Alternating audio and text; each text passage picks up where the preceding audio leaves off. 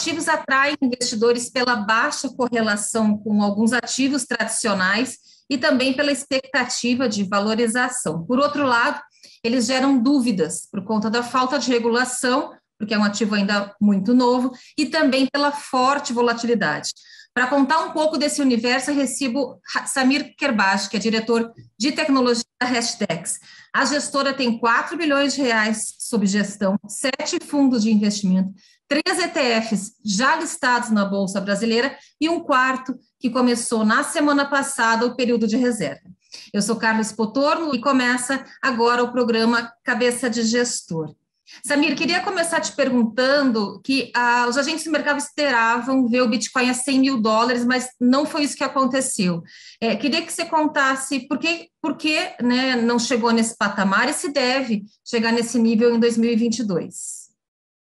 Carla, primeiramente, obrigado pelo convite. É um prazer estar aqui no programa de vocês e colaborando um pouco, falando um pouco sobre esse mercado que a gente acha tão empolgante. Tá? Então, assim, sobre os $100 mil, eu gosto de ver isso mais como um viés comportamental, né, das pessoas, dos investidores. Eles sempre estão buscando algum target ali para ter uma esperança, né, ali sobre qual vai ser o próximo destino do Bitcoin. Eu lembro quando o Bitcoin era negociado entre 4 e 6 mil dólares, as pessoas tinham a expectativa sobre os 10 mil dólares. Aí passou dos 10 mil dólares, só se falava dos 20 mil dólares. Quando passou os 20 mil dólares, só se falava dos 50. Depois que passou os 50, as pessoas passam a sondar ali sobre os 100 mil dólares. Então, sempre tem essa expectativa assim, de qual vai ser o próximo movimento do Bitcoin. E a verdade é que é muito difícil a gente prever, né, assim, para onde vai o preço do Bitcoin. O que a gente vê é que tem uma tendência clara de crescimento na demanda, né, da adoção, principalmente por investidores institucionais. O Bitcoin não é mais visto como um ativo, aquele ativo renegado ali que só era utilizado por pequenos investidores e por anarquistas ali da internet. Já vem sido considerado, né, estudado seriamente por investidores institucionais. Então, a gente vê que a tendência, em geral, é positiva de crescimento da adoção. Tá? Sobre o ano passado, especificamente, acho que foi um ano que muito rico para a indústria de criptoativos. Tiveram muitas notícias boas, muitos desenvolvimentos interessantes, toda aquela onda de investimento em fundos de venture capital e em projetos que aconteceu entre 2017 e 2018 começou a florescer ali ao longo de 2020 e 2021. Então, a gente viu muitos casos interessantes, como as NFTs, né, o DeFi, as plataformas de smart contract. O Bitcoin não foi diferente. A gente teve muita demanda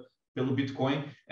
Acho que tiveram muitas notícias negativas também, né, muitos ventos contrários ali que foram negativos para o preço do Bitcoin. Então, acho que por isso ele não subiu mais do que 64 mil dólares, 65 mil dólares ali, que foi o topo, e agora ele está sendo negociado em torno de 40 mil dólares. Mas isso, o principal evento, né, o negativo, foi aquele banimento da China ali em maio do ano passado, que a China baniu a atividade de mineração de Bitcoin. Isso gerou muito pessimismo, que pressionou bastante os preços, né, e acabou dando uma reajustada nas expectativas. Então, acho que esse foi o estraga-prazer ali de quem esperava 100 mil dólares no ano passado.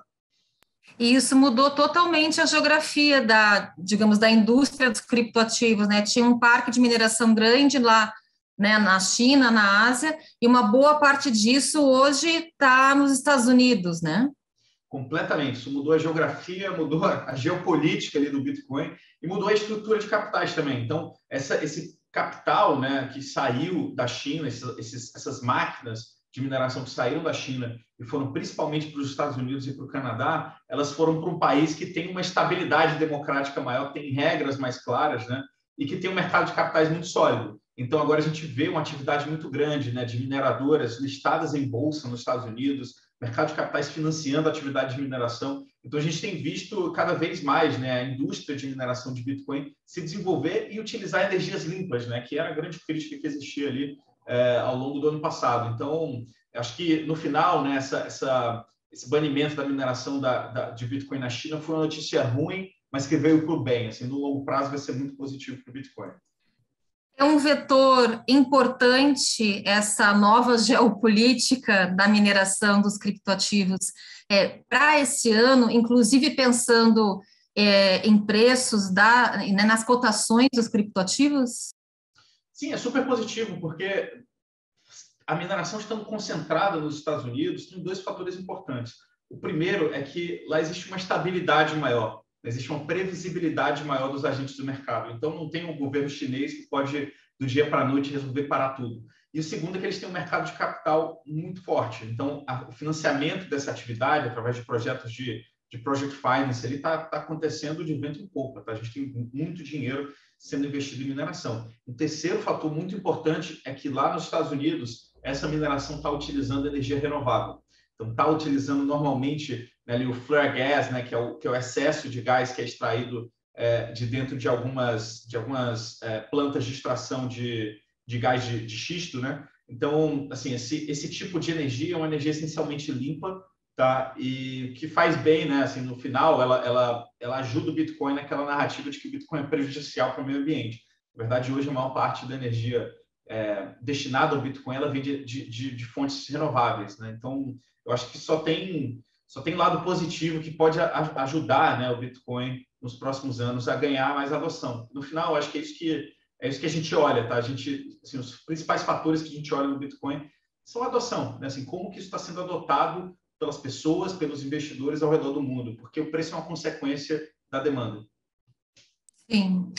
Um outro evento que, digamos, está na agenda aí da indústria de criptoativos é a versão 2.0 da rede Ethereum, né? Agora está prometido aí para 2022.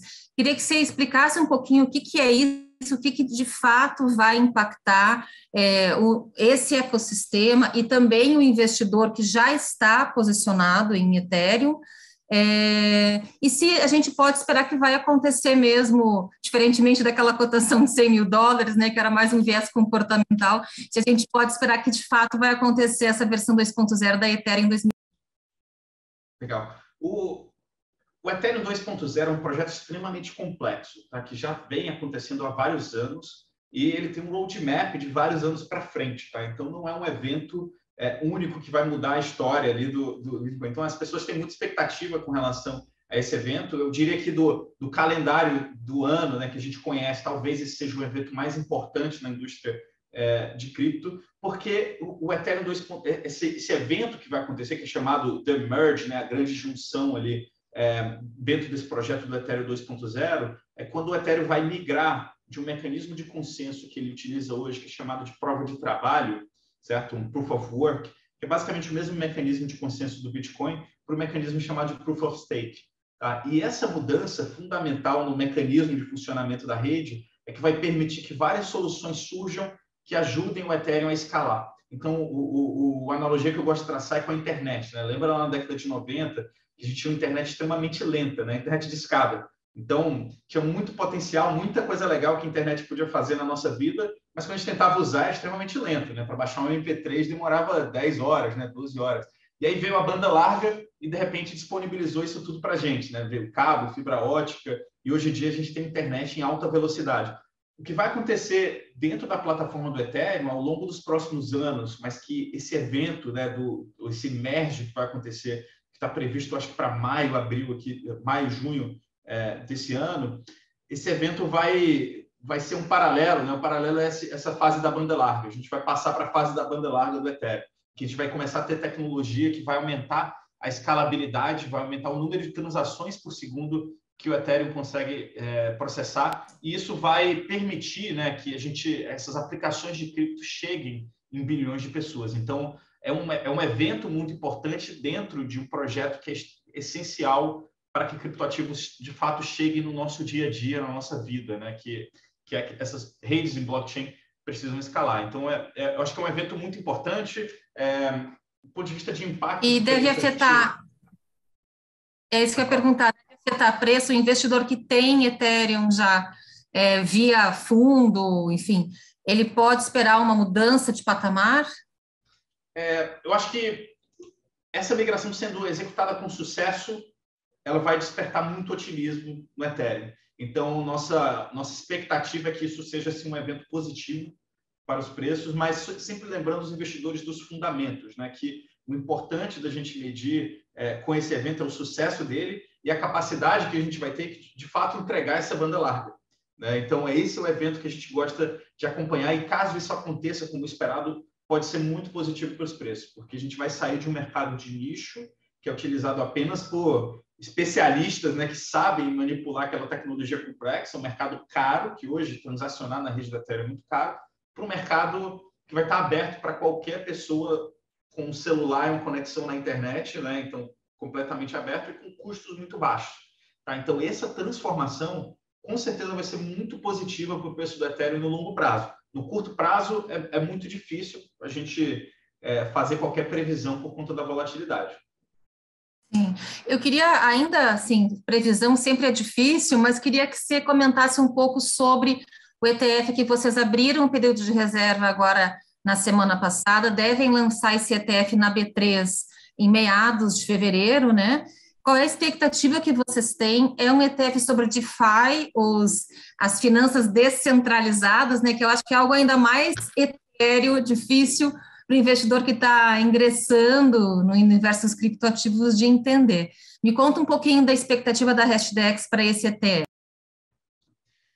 Esse ETF que a gente está lançando agora, né, o DeFi 11, ele entra numa estratégia que a gente chama de setorial. Tá? Então, esse ETF ele investe num setor específico da criptoeconomia, que são as finanças descentralizadas, ou DeFi. Tá? Então, o objetivo dele é prover uma exposição a esse segmento do mercado, que é um segmento bem interessante para os investidores acompanharem. Né? Dentro dos grandes casos de uso que o blockchain pode trazer na nossa vida real, né? Um deles é esse novo sistema financeiro que pode ser 100% digital, global, acessível por qualquer pessoa ao redor do mundo. Então, essa é uma das grandes teses para se acompanhar ao longo dos próximos anos, por isso que a gente está trazendo esse ETF para o mercado. A gente está em período de reserva, né? Então ela vai até o dia 11 de fevereiro e a negociação começa no dia 17 de fevereiro. Um dos ETFs de vocês na Bolsa, um dos 3 ETFs já listados lá, bateu umas duas centenas de milhares de usuários, né? A expectativa é chegar num número tão grande, assim, de pessoas investindo diretamente nesse tipo no ETF de DeFi, ou mesmo nesse universo de cripto? A Hashdex tem como missão fazer a ponte entre o mercado financeiro tradicional e esse mundo novo de cripto, né? Então, a gente cria produtos que permitem que qualquer pessoa consiga acessar esse mercado sem precisar ter um conhecimento avançado, ou ter que entender de tecnologia, ou até se expor aos riscos, né, de quem quer investir diretamente nesse mercado que hoje aqui no Brasil não é regulado. Então, por conta disso, a gente tem uma base muito grande de investidores de varejo, investidores em geral. Na casa como um todo, a gente tem cerca de 250 mil investidores. O Hash 11, né, que é o maior ETF de cripto, o primeiro ETF de índice de cripto do mundo, ele hoje tem cerca de 130 mil investidores, acabou de passar o Bova 11 como o segundo ETF com maior número de cotistas aqui no Brasil. Então, isso mostra um pouco a demanda, né, que as pessoas têm para um investimento simples, seguro e regulado em cripto. A gente sim acredita que não só o DeFi 11, né, mas todos esses ETFs que a gente traz para dar essa exposição ao mercado de cripto, eles têm o potencial de atingir um público muito grande. Então, em geral, a gente é bem otimista, assim, que a gente acredita que a B3 tem hoje uns 3 milhões de investidores, pessoa física na B3, né? A gente acha que faz sentido todos os investidores terem uma pequena alocação em cripto. Então, tem muito espaço para crescer. E institucional no Brasil, né? Você comentou no início da nossa conversa que lá fora nos Estados Unidos tem muito institucional, fundo de pensão, entrando nesse universo. Como que vocês veem os fundos de pensão no Brasil, por exemplo, têm conversado com vocês? Como vocês veem esse movimento?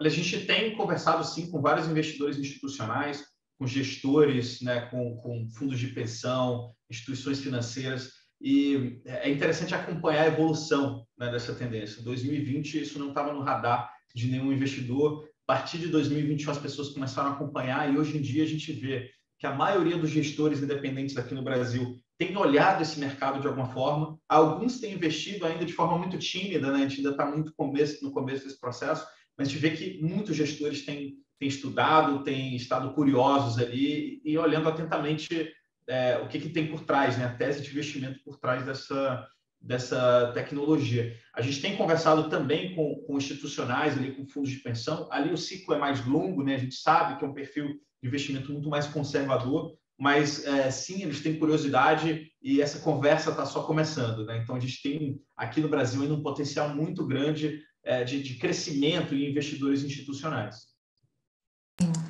Tirando, a gente falou de Bitcoin, falou de Ethereum, queria que você comentasse quais outros criptoativos que estão no radar aí da Hashdex para 2022. O que deve sair vencedor aí no final desse ano? Lembrando que tem dezenas de milhares de criptoativos no mundo, né? Mas o que está no radar de vocês e que tem grande potencial?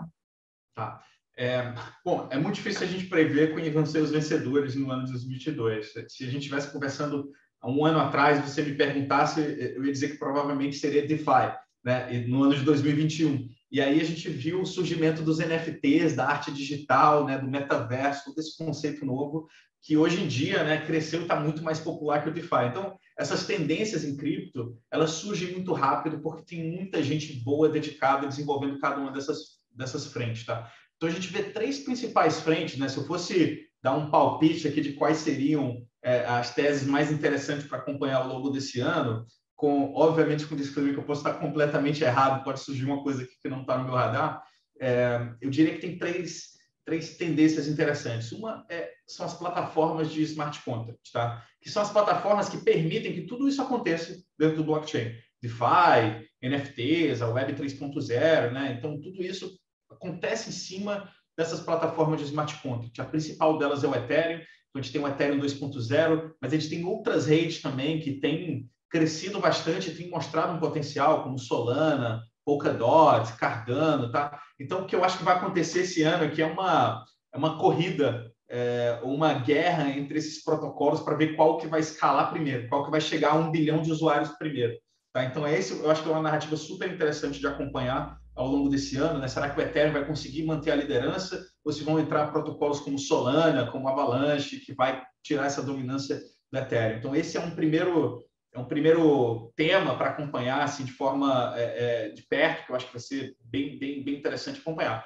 O segundo é o crescimento de DeFi, né, das finanças descentralizadas, à medida que essas plataformas de smart contract vão entrando na fase da banda larga, né? Porque hoje, transacionar no DeFi, executar esses serviços financeiros é muito caro. Mas à medida que essas plataformas vão ganhando escala, isso vai barateando e até ficar com custo irrisório. Então, quando isso acontece, a tendência é que esse segmento cresça bastante. Então, esse é um outro setor que a gente gosta de acompanhar com cuidado. E o terceiro é esse setor da cultura digital, que eu chamo, tá? Então, que NFT faz parte, né? A gente tem visto, agora o Twitter começou a integrar NFT diretamente na plataforma, surgiu um rumor que o Instagram também está integrando. Então, acompanhar como vai crescer esse setor da cultura digital, que envolve NFTs, colecionáveis, arte digital, jogo, mas também o metaverso, né? Que é quando a gente começa a ter cada vez mais nossa experiência social acontecendo dentro do mundo virtual, né? Então, acho que essas são as 3 tendências interessantes para acompanhar ao longo desse ano. Espero que eu me surpreenda e tenha alguma quarta aí que surja interessante. Sim. Bom, e, Samir, para finalizar, eu te apresentei como diretor de tecnologia. Geralmente, quem é head de tecnologia numa gestora não está tão à frente da operação, né, na análise dos ativos e tal. Queria que você contasse um pouquinho da tua função aí na gestora. Você é o diretor de tecnologia, mas também está à frente de outras mesas aí dentro da gestora. Conta um pouquinho, por favor. Sim, Carla. Na verdade, assim, a Hashdex é uma fintech, né? Então, somos uma gestora, mas somos também uma startup de tecnologia, né? Que tanto traz essa tecnologia nova para os investidores, quanto desenvolve tecnologia estratégica, né? Para o nosso negócio. Então, dentro da minha posição como CTO, né? Como diretor de tecnologia, eu sou head da área de produtos, research, gestão e engenharia. Então, são muitas coisas, né? Obviamente, eu conto com um time de pessoas melhores do que eu em cada uma dessas coisas para a gente atingir nossos objetivos. Mas, em geral, como uma casa, né? Como uma gestora especializada em tecnologia, especializada em criptoativos, a gente acha que é estratégico, né? A gente tem uma liderança de tecnologia, né? Assim, guiando nossa visão de produtos, que é um pouco do que do meu trabalho, né? Assim, um pouco de trazer essas teses de investimento em tecnologia e em produtos que são acessíveis para o mercado financeiro geral. Tá certo, Samir. Bom, muito obrigada pela entrevista, viu? Obrigado, Carla. Um prazer. Contem com a gente. Vamos ficar de olho aí nessas teses que você trouxe aí para a gente de tendências para 2022. Bom, e a gente, então, encerra aqui o programa Cabeça de Gestor. O apoio técnico foi do Cláudio da Luz, da TV Estadão. Muito obrigada e até a próxima.